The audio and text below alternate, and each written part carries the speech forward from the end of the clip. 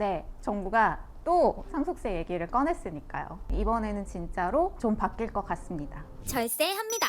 일단 현행 상속세법을 좀 뜯어 고쳐야 한다라는 이야기가 나오는 이유가 우리 상속세법이 지금 거의 뭐 20년 이전에 정해놓은 세법을 그대로 쭉 유지를 하고 있다는 거예요. 그때하고 지금하고 우리 경제 상황이 너무나 많이 바뀌었기 때문에, 그런데 상속세법이 이 상황을 전혀 반영을 하지 못하고 있다라는 거죠.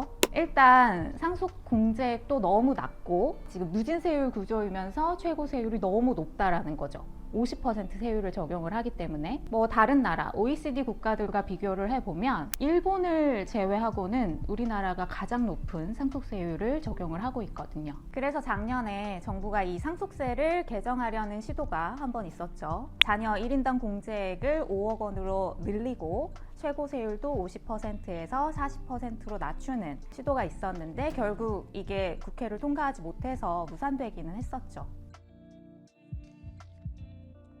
네, 맞아요. 배우자 상속세에 대해서 폐지를 하자. 그러니까 아예 세금을 없애자. 라는 의견에 뭐 서로 동의를 한 것으로 보도가 되었더라고요. 아니요, 상속세가 없어지지는 않죠. 배우자 상속분에 대해서만 그렇게 하자고 얘기를 한 것이고, 그런데 이제 변화가 좀 있을 것 같긴 합니다. 정부가 발의한 개정안을 보면 상속세를 유산취득세로 전환을 하자라는 이야기인데요. 유산취득세, 그러니까 지금까지 상속세를 계산할 때는 고인이 물려주신 재산, 상속재산 총 금액에 대해서 세금을 계산을 했어요. 그런데 유산취득세는 상속인 각자가 받은 재산에 대해서 세금을 부과하는 거예요. 좀 어려운가요?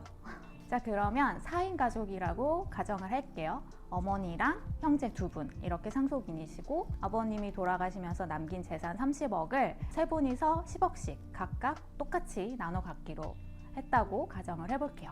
그리고 일단 좀 단순화시키기 위해서 상속 공제액은 없다, 이렇게 가정을 할게요. 현행 상속세로 계산을 하면 상속 재산 전체에 대해서 계산을 해야 되기 때문에 총 상속 재산가액 30억에 대해서 세율을 부과하죠.